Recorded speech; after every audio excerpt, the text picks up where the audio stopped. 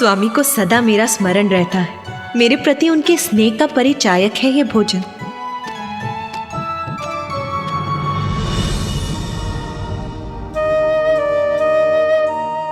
इसीलिए कितनी भी भूख क्यों ना लगी हो मुझे, मैं तो उसी भोजन की प्रतीक्षा करूंगी जो स्वामी ने मेरे लिए शेष रखा।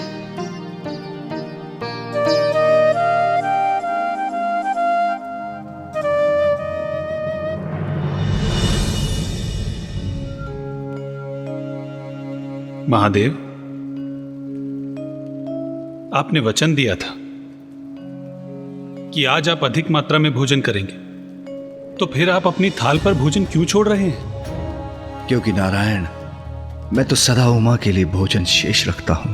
महादेव, आज आप देवी पार्वती के लिए भोजन कदापि शेष नहीं रखेंगे।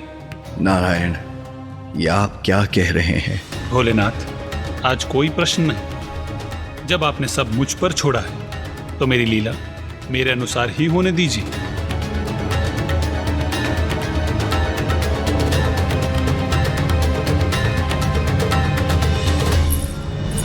देवी सरस्वती, मैं आपके लिए कुछ और लेकर आऊं?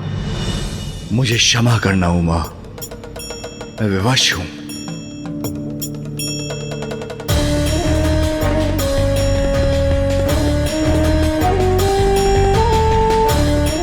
नारायण को वचन दिया है, इसलिए मुझे ऐसा करना ही होगा।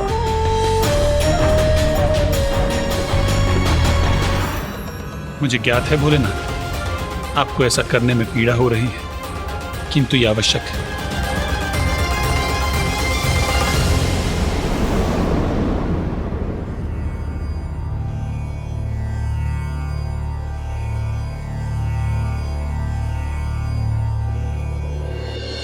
सब कुछ बहुत अच्छे से हो गया ना स्वामी?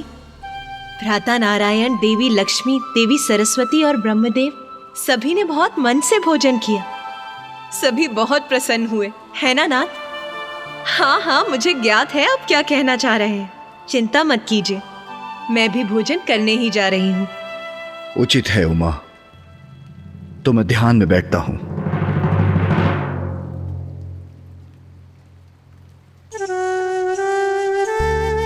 आप इन पात्रों को वहां रख दीजिए।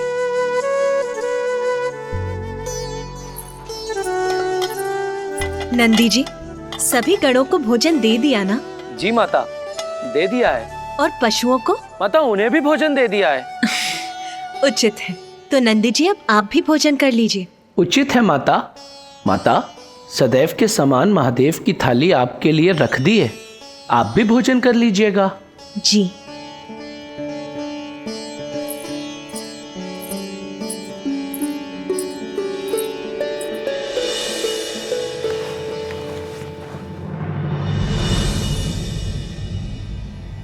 ओम नमः शिवाय।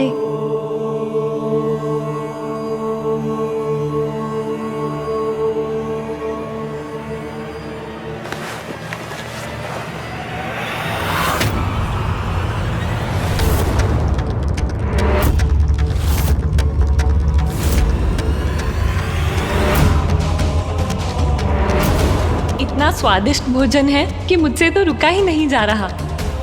आप भी हमारे साथ भोजन कीजिए। देवी सरस्वती, मैं अपनी थाल कभी नहीं लगाती। स्वामी भोजन के बाद अपनी थाल में जो छोड़ देते हैं मैं वही ग्रहण करती। ये क्या? स्वामी ने मेरे लिए कुछ भी शेष नहीं रखा? ये तो असंभव है। अवश्य नंदी जी से कोई भूल हुई होगी, उन्होंने यहाँ कोई और थाल रख दिया होगा।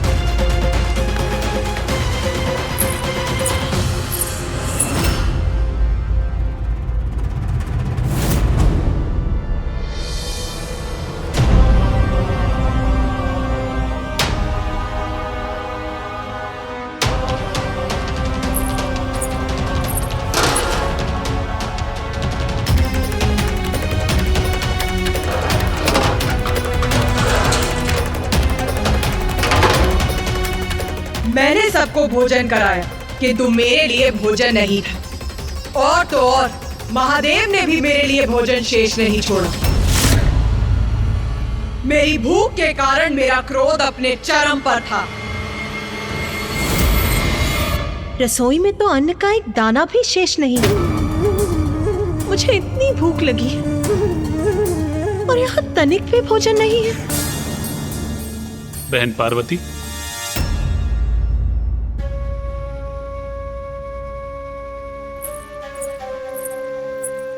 भ्राता नारायण, आप यहाँ? हाँ, मुझे आपकी चिंता हो रही थी।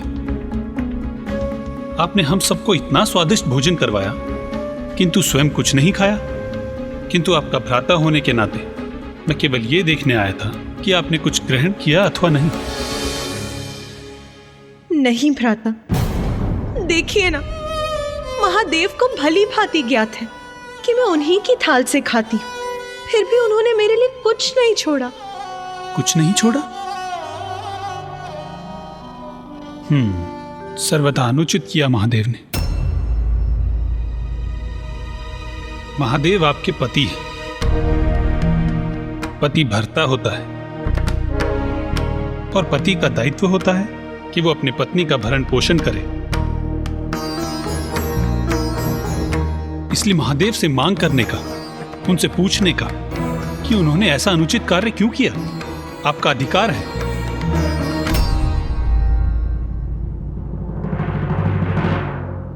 एक पत्नी अपने पति के लिए सर्वस्व निछावर कर देती है।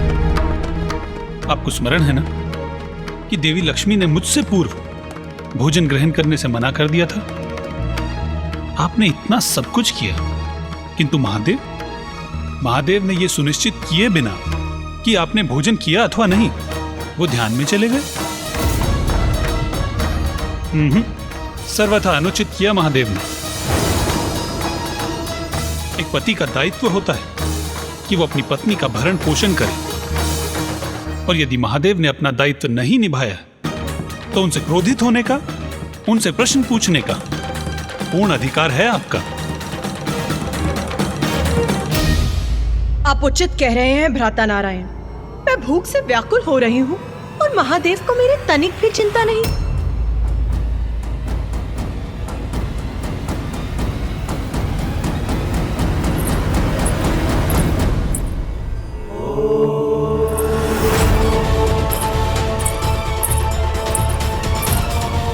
मेरे लिए भोजन क्यों नहीं छोड़ा स्वामी? इतना अनुचित क्यों किया उन्होंने, ये ज्ञात होते हुए भी कि मैं भूख से व्याकुल हो रही।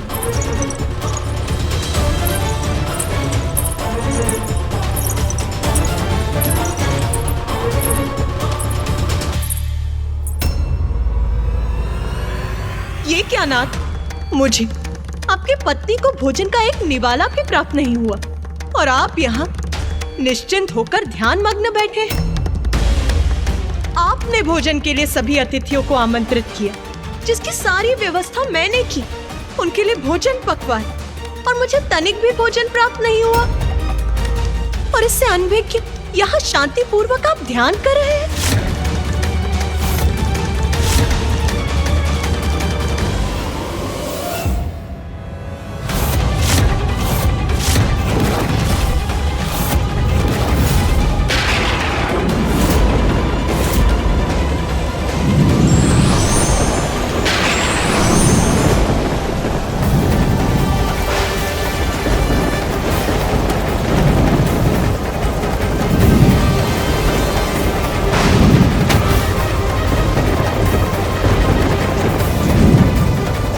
मैंने आपसे मात्र इतनी सी मांग की थी कि आप अपने भोजन में से मेरे लिए थोड़ा सा भोजन शेष रखें, किंतु क्या ऐसा किया आपने?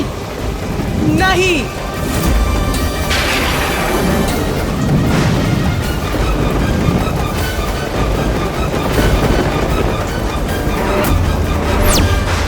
आपकी पत्नी भूखी है नाथ, मैं आपके आहार का पूर्ण ध्यान रखती हूँ, किंतु क्या आप भी ऐसा करते हैं?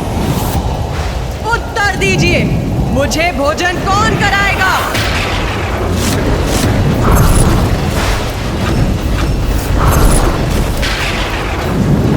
उचित है, यदि मेरे पति मेरा ध्यान नहीं रखेंगे तो मैं अपना ध्यान स्वयं रखूंगी। वैसे भी जगत जननी हूं मैं, संपूर्ण जगत का ध्यान रखती हूं, तो अपना ध्यान क्यों नहीं रख सकती? यदि आप आपको मेरी चिंता नहीं है महादेव, तो मैं अब स्वयं अपनी भूख मिटाऊंगी, स्वयं अपनी भूख मिटाऊंगी। यदि आपको मेरी चिंता नहीं है महादेव, तो मैं अब स्वयं अपनी भूख मिटाऊंगी।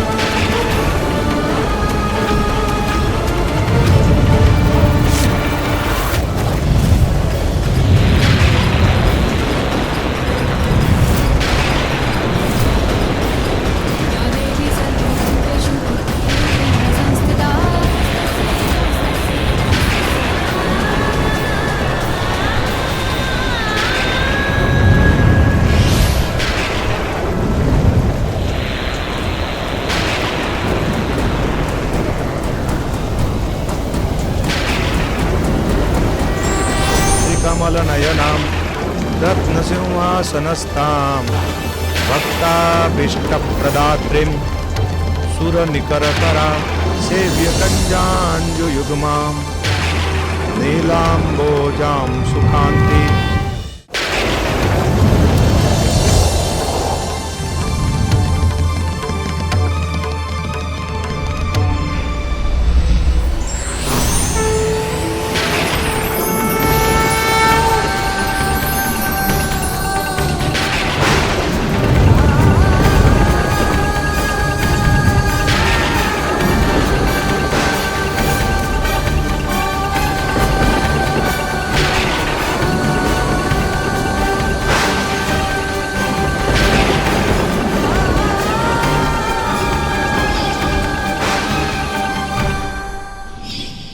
अपनी भूख मिटाने के लिए मैं क्या कर बैठी? अपने स्वामी को ही निकल गई।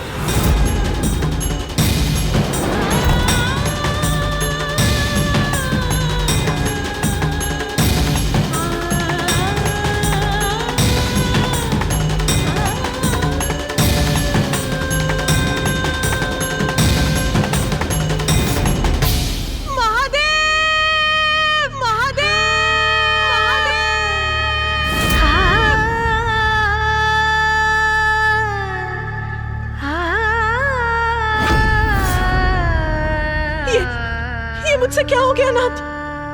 आपके बिना तो मैं कुछ भी नहीं हूँ। और जब महादेव मेरे उदर में समाहित हुए तो मुझ में एक बड़ा परिवर्तन आया। महादेव से रिक्त मैं एकाकी रह गई। मेरे समस्त आभूषण, सजग रेशमी वस्त्र आदि क्षीण हो गए और मैं हो गई कठोर, निर्मम, तटस्थ। और फिर जब मुझे समझ आया कि मैं क्या कर बैठी हूँ, तो मैं अपने ही अपराध बोध से ज्वलित हो उठी और पश्चाताप की उस अग्नि से मेरा तन वाष्प बन उठा।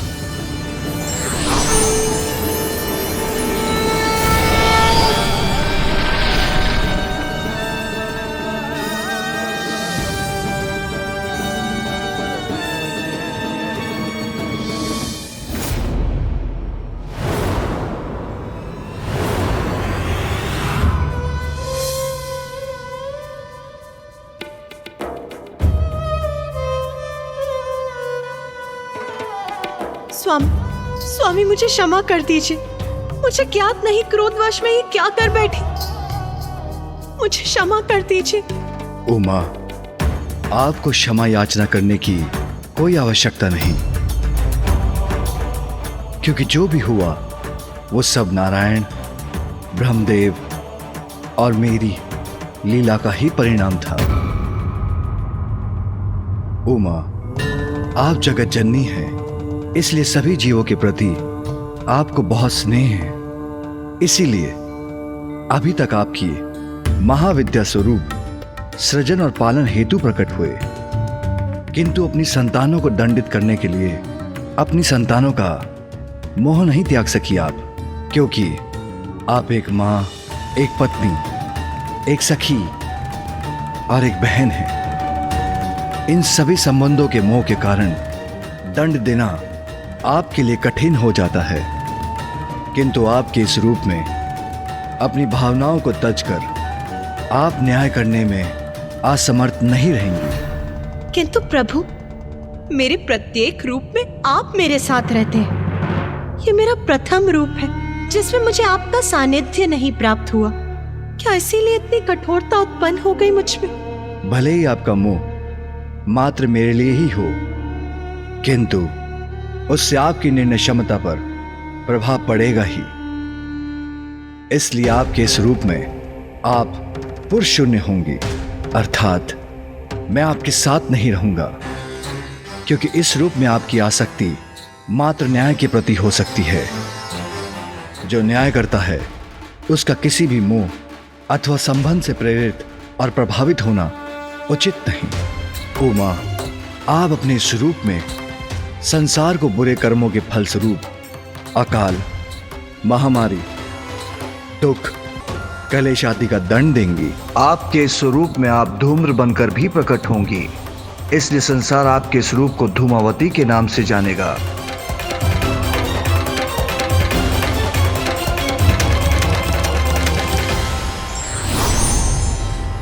हमें क्षमा कर दीजिए देवी पार्वती, हम ये लीला करने पर बाध्य हो गए थे, जिससे आपका सप्तम महाविद्या स्वरूप प्रकट हो सके। देवी पार्वती, आप देवी धूमावती रूप में सदैव श्रेष्ठ न्याय करने का अति आवश्यक दायित्व निभाएंगी, क्योंकि जब बुराई के पथ पर चलने वाले अपने जीवन काल में दंडित होंगे तो वो स्वयं को सुधार कर अपने शेष जीवन में अच्छे कर्म करने को प्रेरित भी होंगे। उमा, हमें ज्ञात है आपका 16 श्रृंगार आपके लिए अत्यंत महत्वपूर्ण है, जैसे सुमंगली कड़ियां, आपके केश की चोटियां, सिंदूर, आपके शीश को सुशोभित करने वाले पुष्प, मंगलसूत्र, बिछियां, इन सभी का परित्याग करने के लिए कह रहे हैं हम। और उससे भी अधिक आपको मुझसे दूर रहना होगा, क्योंकि संसार के कल्याण के लिए आपको यह अवतार लेना ही होगा। आपने तो सदा सृष्टि को अपने से ऊपर रखा है, इसलिए मैं एक बार पुनः अनुरोध करता हूं, आप एक बार पुनः संसार के कल्याण के लिए ये सब त्याग दीजिए प्रिय, ये सब त्याग दीजिए प्रिय, ये सब त्याग दीजिए प्रिय।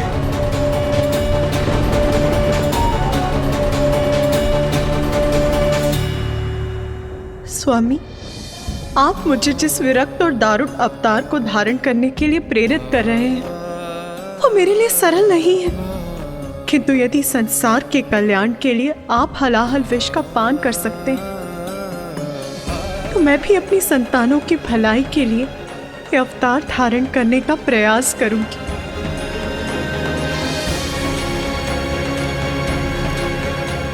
मुझसे दूर रहना तो आपके लिए भी सरल नहीं होगा नाथ, किंतु यदि मुझे निष्पक्ष होकर न्याय करने हेतु ये पुरुष शून्य अवतार लेना होगा तो मुझे ये भी स्वीकार है।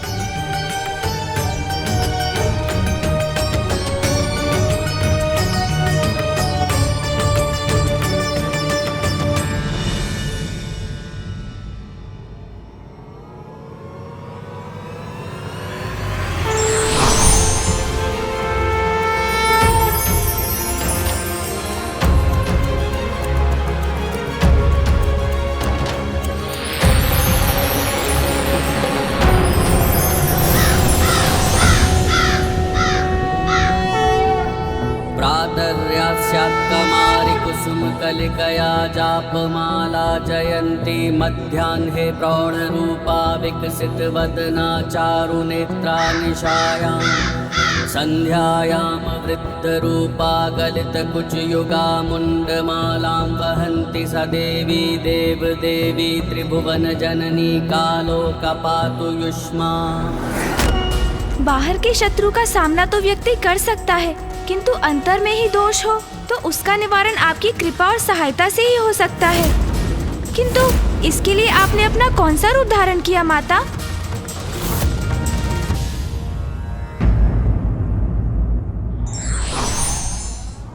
ईश्वर के प्रत्येक स्वरूप और उसके कार्य से हमें ये प्रेरणा मिलती है कि त्याग एक बड़ा धर्म है। महादेव को निकलने के बाद मुझे इतनी ग्लानि हुई कि मेरा सारा शरीर झुलस उठा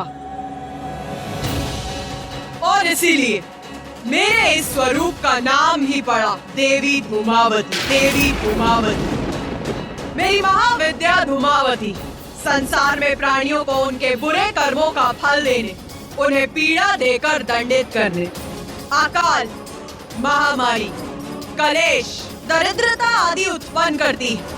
देवी लक्ष्मी की बड़ी बहन ज्येष्ठा भी इन्हीं का बड़ा रूप है।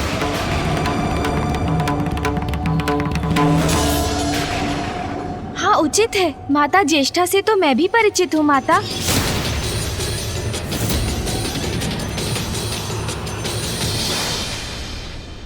माता, हमें बताने की कृपा करें कि आपके इस रूप की पूजा से आपके उत्तम भक्तों को कैसा सुफल प्राप्त होता है।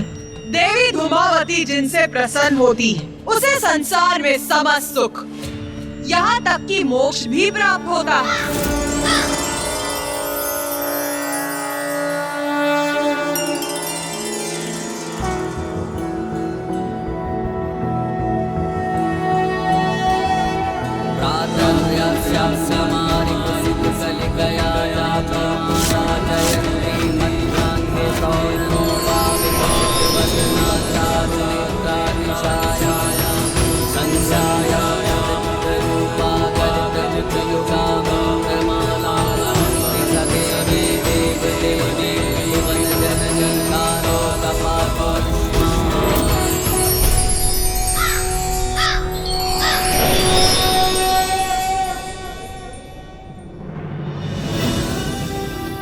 माता, पृथ्वी, सूर्य, प्रकृति, भुवन, मृत्यु और सभी प्राणियों को उनके जीवन में भी और मृत्यु के उपरांत भी उनके कर्मों का उचित फल प्राप्त होने का अर्थ यही है ना कि अब सृष्टि में पूर्णता आ चुकी थी।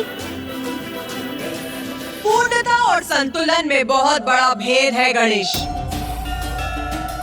तुम्हारी क्या मान्यता है? क्या तुम्हारे अनुसार सृष्टि अभी संतुलित है?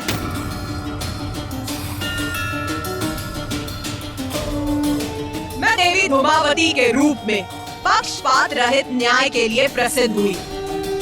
मैं मनुष्यों को उनके बुरे कर्मों के लिए दंडित तो कर रही थी, किंतु क्या ये उचित नहीं था कि मैं उन्हें उचित मार्ग पर चलने के लिए भी प्रेरित करूं? क्योंकि यदि किसी से एक भूल हो गई तो इसका अर्थ ये नहीं है कि वो मनुष्य बुरा है। बुराई को त्याग कर अपने भीतर सुधार लाने का एक अवसर तो सबको प्राप्त होना ही चाहिए। और कभी कभी मनुष्यों को सुपथ पर लाने के लिए मुझे उनके भ्रांतियों को नष्ट करने हेतु शत्रु बुद्धि नाशनी बनकर उस स्रोत को ही नष्ट करती हूँ जहाँ से प्राणी अनुचित शब्द उच्चारित करता है। शत्रु बुद्धि नाशनी? मैं समझा नहीं माता। अवश्य समझोगे गणेश, किंतु उसके पूर्व तुम्हें मेरी अष्टम महाविद्या स्वरूप देवी बगलामुखी से परिचित होना होगा। देवी बगलामुखी? आपकी अष्टम महाविद्या स्वरूप माता?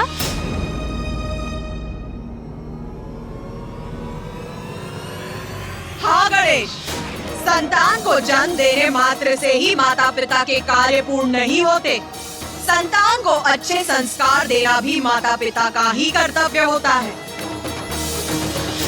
अपने देवी धूमावती स्वरूप में मैं अपनी संतानों को उनके बुरे कर्मों के लिए दंडित अवश्य कर रही थी, किंतु उन्हें अच्छे संस्कार देना भी मेरा ही दायित्व है गणेश। हाँ माता, जैसे मेरी माँ के रूप में आपने मुझे सदैव सुपथ पर चलने की प्रेरणा दी, मुझे सदैव अच्छे संस्कार सिखाए। हाँ गणेश, तो हम सभी को ये भी बताओ कि किसी को अच्छे संस्कार कैसे सिखाए जाते हैं।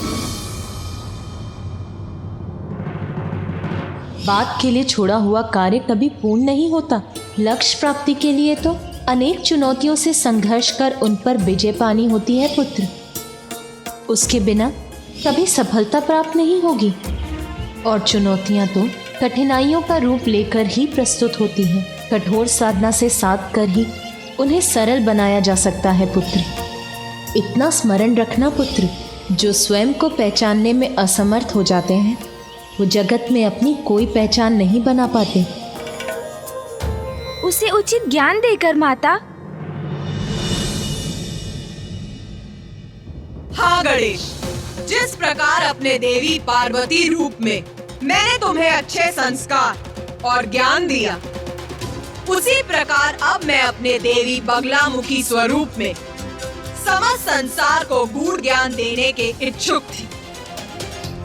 ज्ञान मात्र भौतिक ज्ञान तक ही सीमित नहीं है।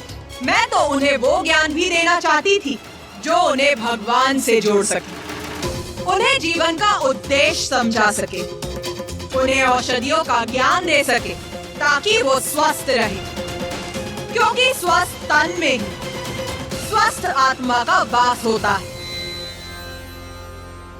तो माता, आपने माँ बगलामुखी का रूप लेकर सभी को ये ज्ञान सिखाया? मात्र उतना ही नहीं गणेश, मेरे इस रूप में संसार में प्रकट होने के पीछे एक बहुत बड़ा कारण है।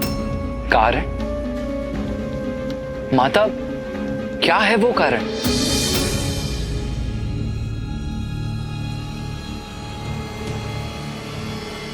एक असुर त्रिखुर।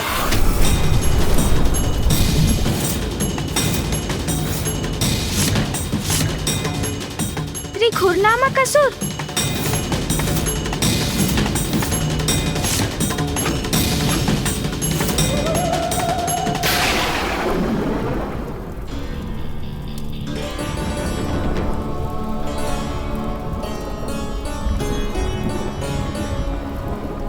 अरे व्रथामती, क्या हुआ? कुछ दिखाई दिया क्या? नहीं दिखाई दिया। अर्थात क्या दिखाई देना चाहिए मुझे? यही कि हमारे स्वामी की तपस्या संपन्न हुई कि नहीं? नहीं, नहीं हुई दुर्मुखा। स्वामी अब तक अपने तप में लीन है और इतने समय से उनके तप के संपन्न होने की प्रतीक्षा में इस निर्जन स्थान पर स्थित हैं हम। ज्ञात नहीं और कितने समय तक ऐसे ही रहना होगा हमें।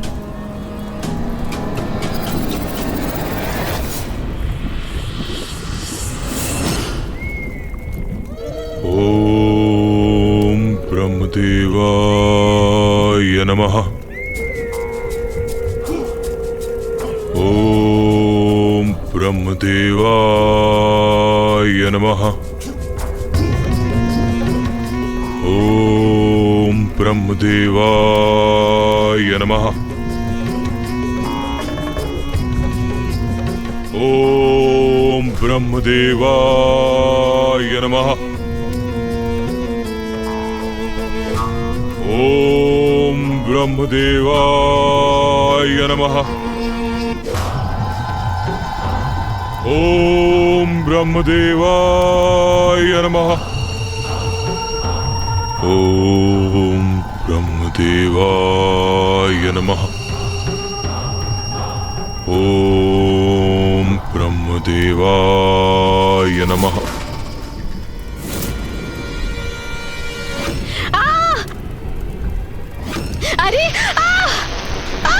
अरे व्रथामती! अरे व्रथामती, देखकर नहीं गिर सकती थी क्या?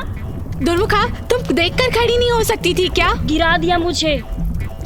एक तो तब से स्वामी की तपस्या संपन्न ना होने के कारण इतनी चिंतित हूँ मैं, और अब तो गिरकर आहत भी हो गई।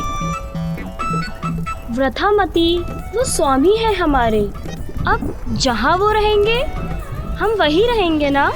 तनिक कल्पना करो, जब स्वामी को ब्रह्मदेव का वरदान प्राप्त होगा तो कितने शक्तिशाली हो जाएंगे वो, है ना?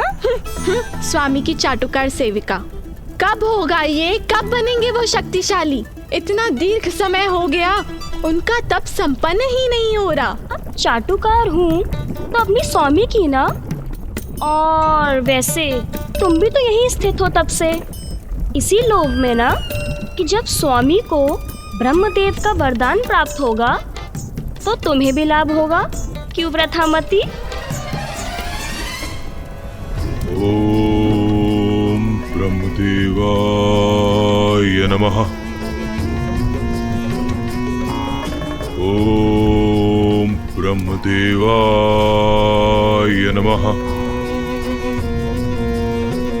ओम ब्रह्मदेवाय नमः। ओम ब्रह्मदेवाय नमः। ओम ब्रह्मदेवाय नमः। ओम ब्रह्मदेवाय नमः। ओम ब्रह्मदेवाय नमः। ओम ब्रह्मदेवाय नमः।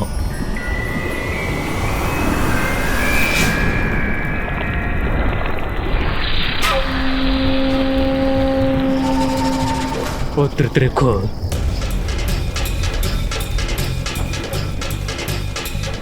तप में होने वाले मेरे कष्ट दूर हो गए, अर्थात संपन्न हुआ मेरा तप।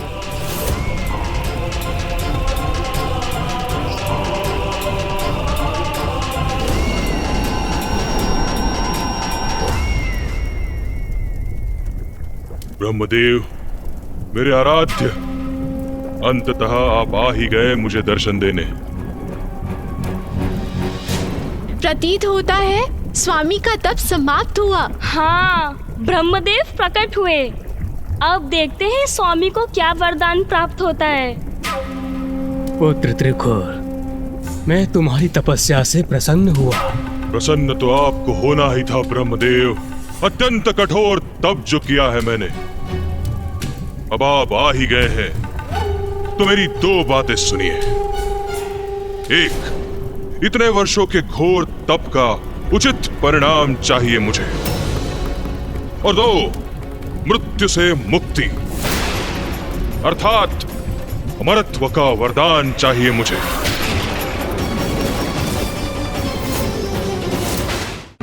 पुत्र त्रिकुर, अमृत्यु का वरदान देना तो सृष्टि के नियमों के विरुद्ध है।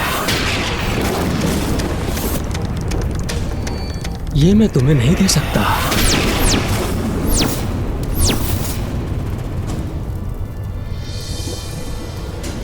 अमृतत्व के सिवाय अगर तुम्हें कोई और वरदान चाहिए तो मांगो।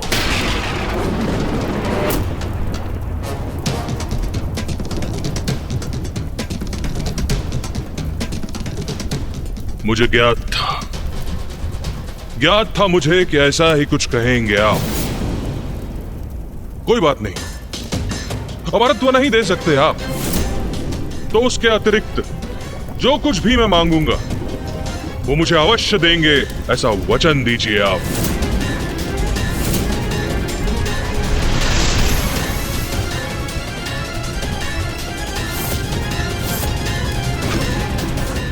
मैं वचन देता हूं वत्स, मांगो। क्या मांगना चाहते हो?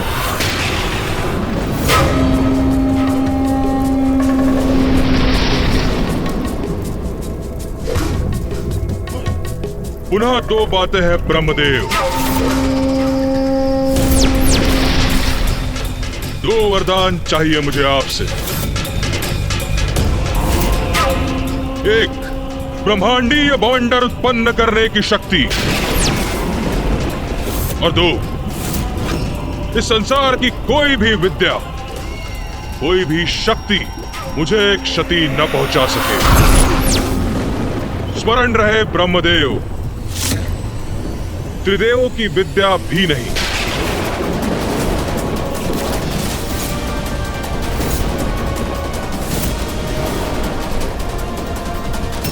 ब्रह्मांडीय बवंडर, ऐसी शक्ति का कहां प्रयोग करोगे तुम? इससे क्या लाभ प्राप्त होगा तुम्हें? ब्रह्मदेव, पुनः दो बातें हैं। एक, अब और कोई प्रश्न नहीं सुनना चाहता मैं। और दो, जो वचन दिया है आपने उसे पूर्ण कीजिए आप। ब्रह्मांडीय बवंडर अर्थात अथाह शक्ति दे दूं इसे? वचन दिया है मैंने, उसकी मर्यादा भी भंग नहीं कर सकता मैं। इसे इसका इच्छित वरदान तो देना ही होगा मुझे।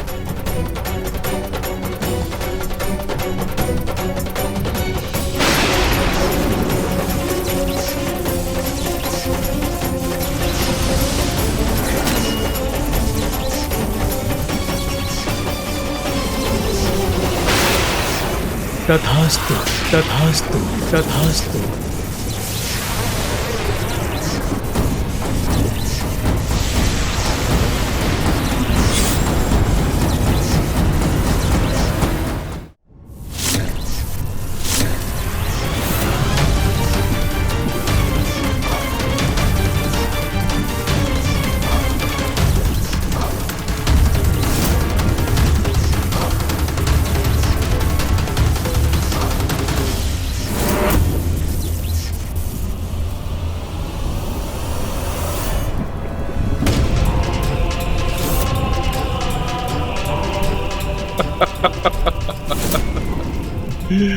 ये शक्ति अब मेरे हाथों में आ गई है। अब इसका इच्छानुसार प्रयोग करूंगा मैं।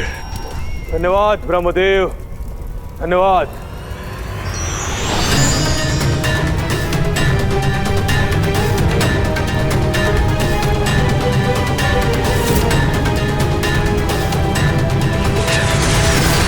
प्रणाम स्वामी। बधाई हो स्वामी, आपका तप सफल हुआ। स्वामी, ब्रह्मदेव ने आपको वरदान दे ही दिया। स्वामी, मैं ना आपकी निष्ठावान सेविका हूँ, कब से यहाँ आपकी प्रतीक्षा में स्थित हूँ, और आज मेरी प्रतीक्षा सफल हुई प्रभु। मैं भी प्रभु, यह अकेली नहीं थी यहाँ, मैं भी यहाँ प्रतीक्षा कर रही थी। नहीं प्रभु, स्वामी, मैं प्रतीक्षा कर रही थी आपकी कब से। मैं भी थी यहाँ पर। नहीं प्रभु, मैं कर रही थी। बालकों के समान आपस में उलझना बंद करो तुम लोग। अभी और बहुत कार्य कर रहा है हमें। स्वामी, कार्य? कैसा कार्य? अब तो आपको वरदान प्राप्त हो गया है और ये दंड भी, और फिर कोई कार्य क्यों करेंगे आप? हाँ स्वामी। दो कार्य कर रहे हैं हमें। एक, संपूर्ण सृष्टि पर अपना प्रभुत्व स्थापित करना, और दो, सृष्टि के सम्राट पद पर मेरा आसीन होना।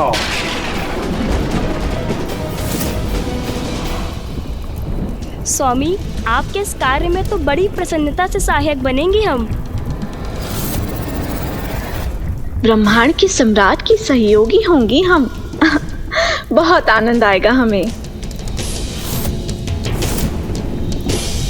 अब संपूर्ण ब्रह्मांड मेरी मस्ती में होगा, मेरी मस्ती में होगा।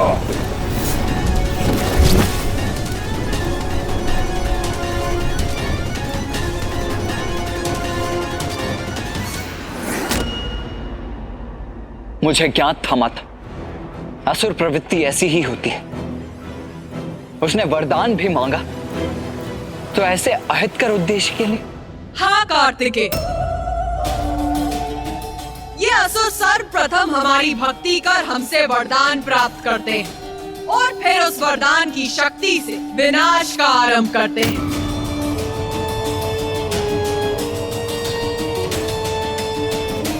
त्रिखुर भी यही करना चाहता था, वो समस्त ब्रह्मांड का अधिपति बनना चाहता था। असुर राज त्रिखुर की जय! असुर राज त्रिखुर की जय! असुर राज त्रिखुर की जय! असुर राज त्रिखुर की जय! असुर राज त्रिखुर की जय! असुर राज त्रिखुर की असुर राज त्रिखुर की असुर राज त्रिखुर की असुर राज त्रिखुर की असुर राज त्रिखुर की असुर राज त्रिखुर की असुर राज त्रिखुर की असुर राज त्रिखुर की। मेरे असुरों, दो बातें। एक, मेरे हाथ में ये अपार शक्ति का स्रोत स्वयं ब्रह्मदेव द्वारा दिया गया दंड, और दो,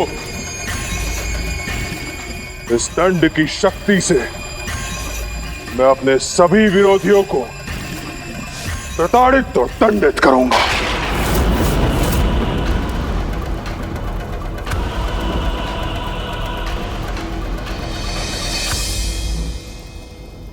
ब्रह्मदेव का वरदान प्राप्त है मुझे।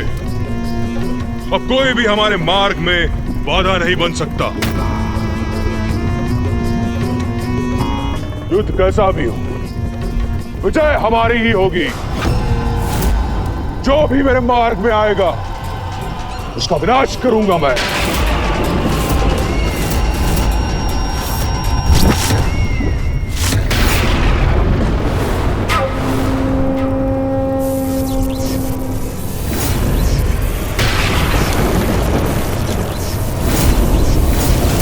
ब्रह्मांडीय बवंडर से मैं त्रिदेवों को इतना अधिक विवश कर दूंगा कि वो मेरे समक्ष आकर नतमस्तक हो जाए।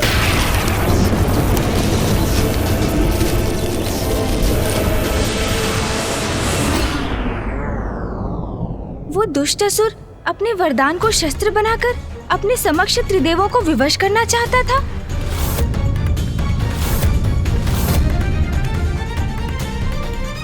अनेक कठिनाइयों के उपरांत ही व्यक्ति को वरदान की प्राप्ति होती है। उन्हें स्वयं को सौभाग्यशाली समझना चाहिए और उसका सदुपयोग करना चाहिए, न कि दुरुपयोग।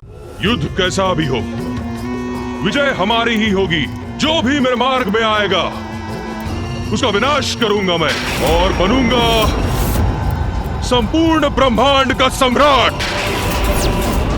जब अहंकारी त्रिखुर अपनी राजसभा में घोषणा कर रहा था, तभी वहां उसकी पत्नी ने आकर उसके विवेक को जागृत करने का प्रयास किया, किंतु अहंकार के मद में तो किसी की भी बुद्धि का विनाश हो जाता है।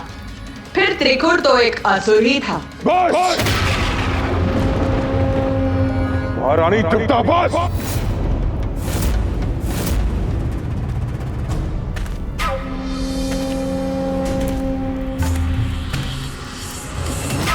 अब केवल दो ही बातें संभव है। एक, आप मेरे साथ हैं। दो, आप मेरे विरुद्ध हैं।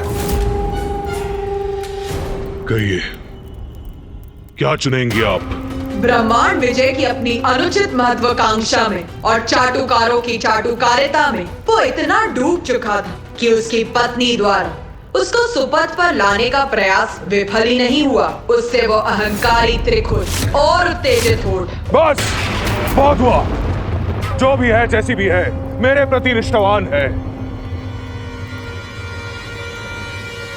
जबकि मेरी अपनी पत्नी उन त्रिदेवों के प्रति निष्ठा रखती है। और रही बात उन त्रिदेवों की, तो तुम देखती जाओ। ऐसा भवंडर उत्पन्न करूंगा कि उन त्रिदेवों को भी मुझे अपना प्रभु मानने के लिए विवश होना पड़ेगा। जो भी मेरे मार्ग में आएगा उसे नष्ट कर दूंगा मैं। जिस उद्देश्य प्राप्ति के लिए तप किया था मैंने, उसे पाकर रहूंगा मैं।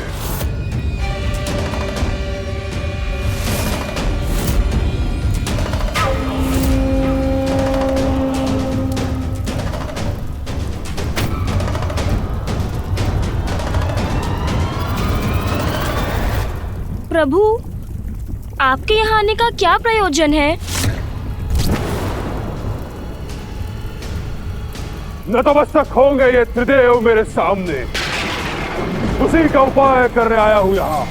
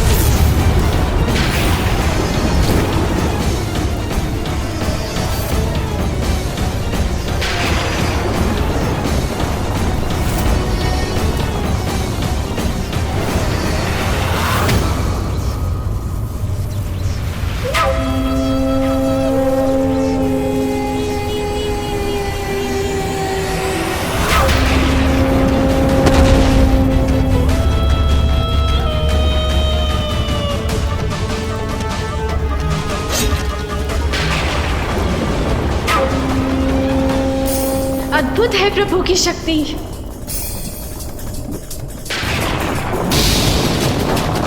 ऐसा प्रचंड वायु वेग, ऐसा भयंकर बवंडर, आश्चर्य। प्रभु, मैं कुछ समझी नहीं। इस बवंडर के प्रभाव से त्रिदेव आपके समक्ष झुकने पर क्यों विवश हो जाएंगे? सब स्पष्ट हो जाएगा दुर्मुखा, तो बस देखती जाओ।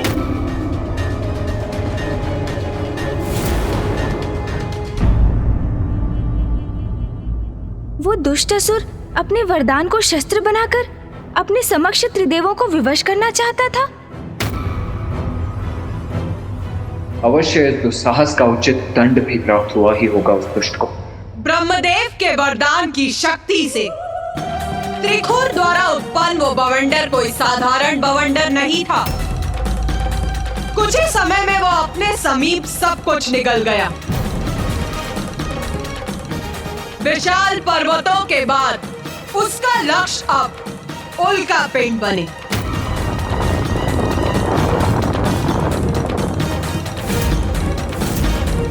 किंतु उस बवंडर की शक्ति अब कम होने के स्थान पर बढ़ती ही जा रही थी और एक समय ऐसा आया जब वो अपनी ओर ग्रहों को भी खींचने लगा।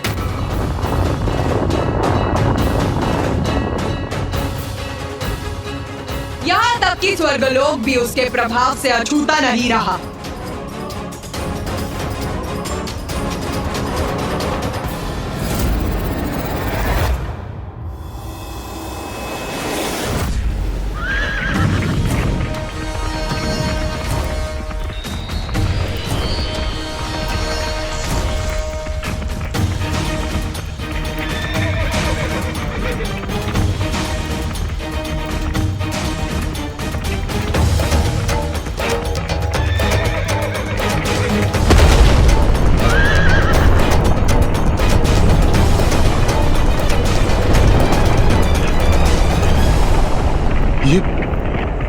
ये कैसी तीक्ष्ण, कर्णभेदी और भयानक ध्वनि थी।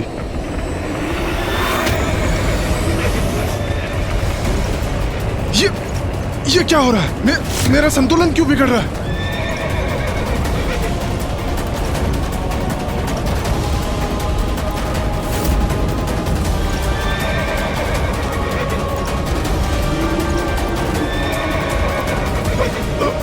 ये क्या हो रहा है? मुझे ऐसा प्रतीत क्यों हो रहा है कि कोई प्रचंड शक्ति मुझे पीछे की ओर खींच रही है।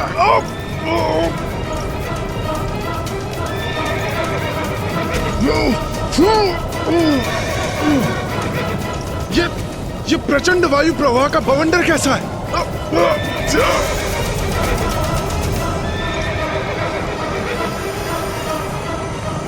मेरा दिव्य रथ कंपित कर दिया इस बवंडर ने। अश्वराज, संभालिए अपने आप को, संतुलन बनाए रखिए। मेरे अश्व व्याकुल हो रहे हैं, मेरे अश्व पीछे खींचे जा रहे हैं, किंतु मुझे इन्हें संभालना होगा, इन्हें पीछे जाने से रोकना होगा। संभालिए अपने आप को अश्वराज, संभालिए अपने आप को। आगे बढ़िए।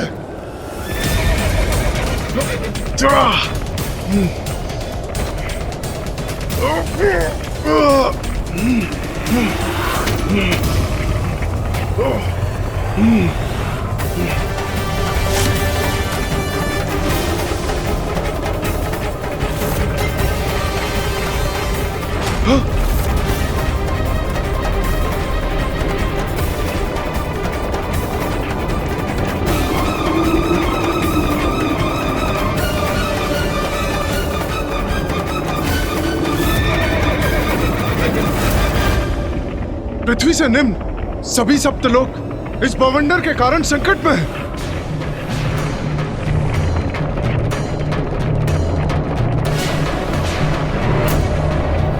इसके प्रभाव से सभी कंपित हो रहे हैं। अब तो ये बवंडर सभी लोगों को लील रहा है। ये कैसे संभव है? हाँ?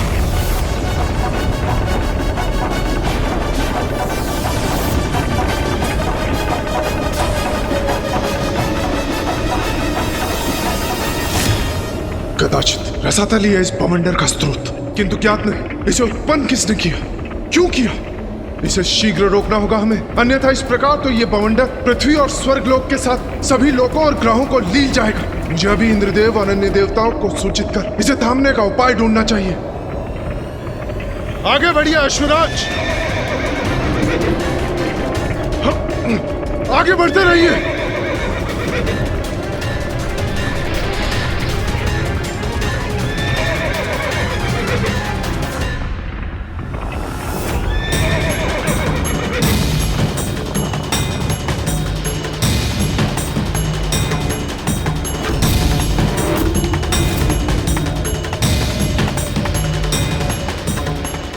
कैसी भयंकर ध्वनि है, जैसे वायु का तीव्र प्रभाव।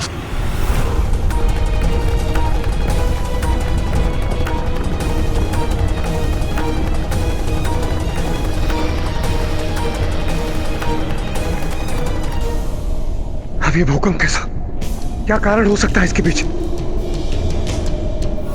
ये कैसा संकट है जिसके कारण स्वर्गलोक असंतुलित हो उठा है? इंद्रदेव! सूर्यदेव, अवश्य सूर्यदेव के पास कोई समाचार होगा। उचित है। इंद्रदेव, रसातल लोक में अवश्य कोई अनिष्टकारी शक्ति उत्पन्न हो रही है। आपसे पूर्व मैंने भी उसका अनुभव किया है। प्रातः जब मैं अपने लोक से निकल रहा था तो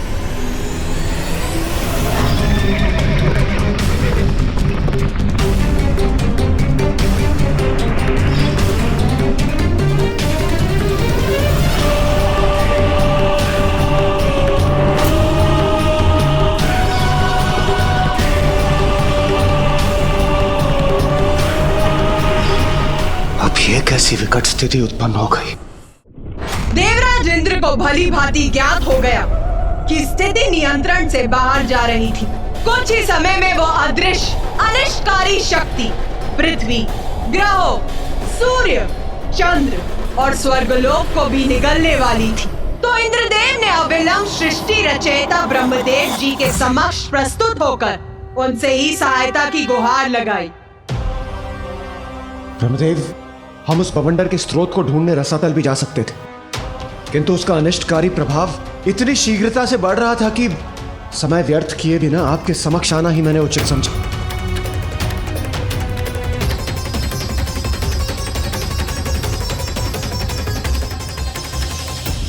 दो वरदान चाहिए मुझे आपसे। एक, ब्रह्मांडीय बवंडर उत्पन्न करने की शक्ति, और दो, इस संसार की कोई भी विद्या, कोई भी शक्ति मुझे क्षति न पहुंचा सके। त्रिखोर, त्रिखोर।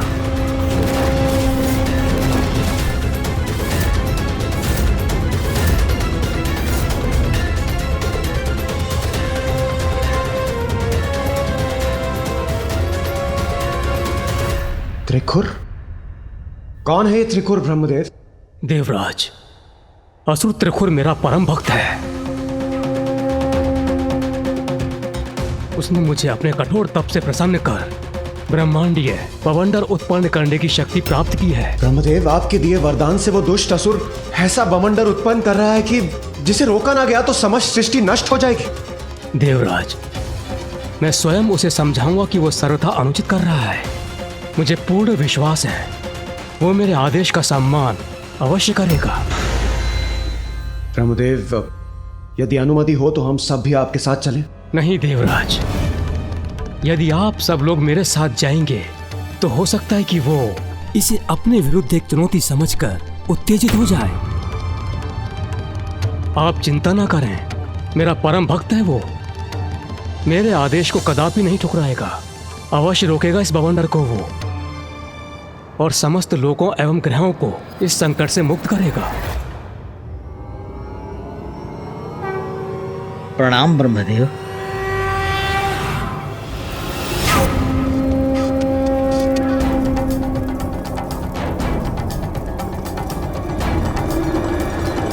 इतना भयंकर दृश्य उत्पन्न किया है मैंने, अब सभी मेरी अपार शक्ति से परिचित होंगे। त्रिखुर, त्रिखुर। त्रिखुर,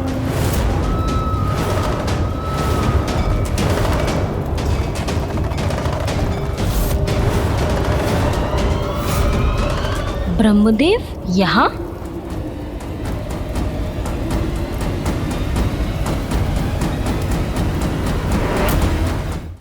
त्रिखुर, ये क्या सर्वनाश करने पर तुले हो तुम? अभी रोको इसे। ओ ब्रह्मदेव, आप अतिशीघ्र प्रकट हो गए। आप इस बार समय नहीं लगा आपको आने में। और वो अन्य दो देव दिखाई नहीं दे रहे हैं। एक नारायण और दो महादेव।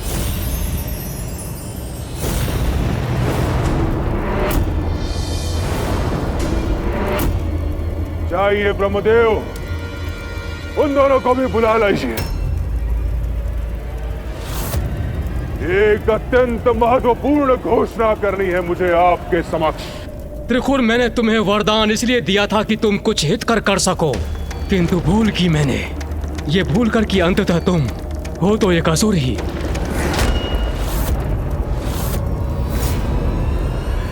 ब्रह्मदेव, दो बातें हैं। एक, ये वरदान मैंने अपने घोर तप से प्राप्त किया है।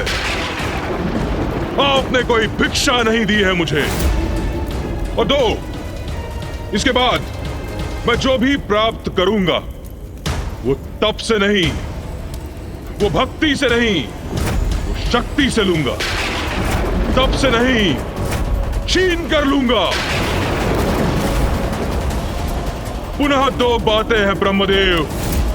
एक, कि आप त्रिदेव मेरी अधीनता स्वीकार करें और त्रिदेवों पर विजय पाते ही स्वर्ग सहित समस्त लोग स्वतः मेरे अधीन हो जाएंगे और मैं त्रिदेवों से भी उच्च पद पर स्थित हो जाऊंगा। और दो, यदि आप त्रिदेव ऐसा नहीं करेंगे तो मैं अपने ब्रह्मांडीय बवंडर से संपूर्ण ब्रह्मांड को नष्ट कर दूंगा। तो आप त्रिदेव भी कहां शेष रहेंगे ब्रह्मदेव। ब्रह्मांड के साथ नष्ट हो जाएंगे आप सभी। त्रिखुर, जो तुम चाहते हो असंभव है वो। ऐसा कभी भी नहीं होगा। अभी भी समय है, संभल जाओ। एक उत्तम असुर राजा बनने के सभी गुण हैं तुम में, परंतु अन्य का अहित करना छोड़ दो। उससे तुम्हें कुछ भी प्राप्त नहीं होगा।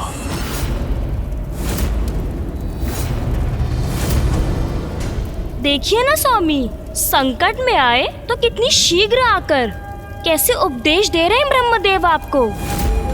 जब आप कठिन तपस्या कर कितने कष्ट सह रहे थे, तब कितना अधिक समय लगाया था इन्होंने प्रकट होने में, जिसके साक्षी तो हम भी हैं ना प्रभु। मुझे लगता है आप ऐसे नहीं मानेंगे ब्रह्मदेव। कदाचित मुझे आपको भी पाठ सिखाना ही होगा। उचित है ब्रह्मदेव। तो मैं आपको भी इस बवंडर के भीतर खींच लेता हूं। फिर अनंत काल के लिए आप भी इसी बवंडर में बंदी बने रह जाएंगे।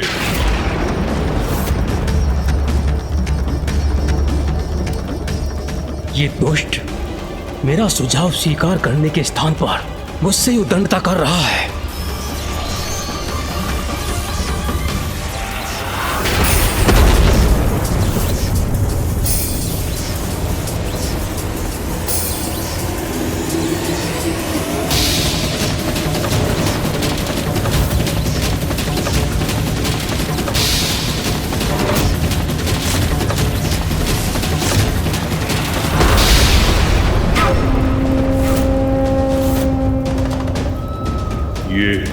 ये बाण का वार करने का दुस्साहस किसने किया?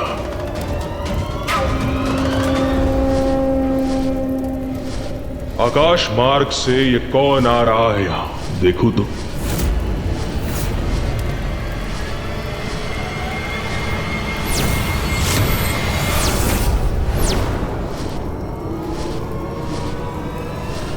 नारायण,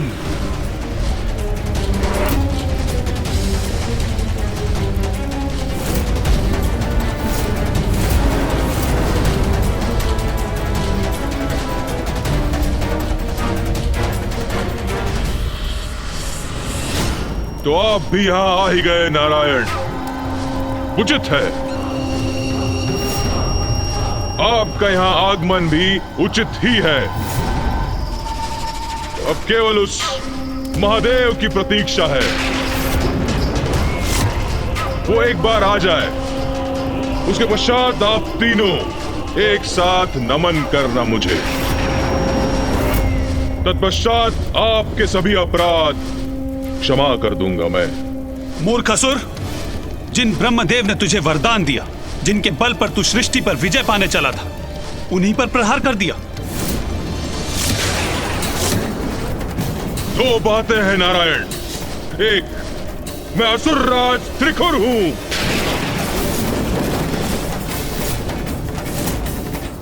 तो छल, कपट और पीठ पर वार करना तो मेरा स्वभाव है। और दो, मुझे मूर्ख बुलाने का दुस्साहस कैसे किया आपने? आप दोनों को कष्ट तो नहीं पहुंचाऊंगा मैं, किंतु आपके किए प्रत्येक अपमान के परिणाम स्वरूप आपकी सृष्टि को अवश्य कष्ट दूंगा मैं।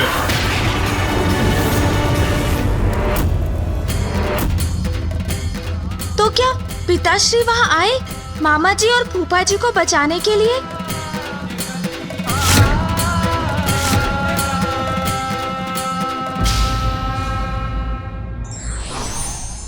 बल का अंधकार व्यक्ति का विवेक हर लेता है, जो उसके ही पतन का कारण बन सकता है।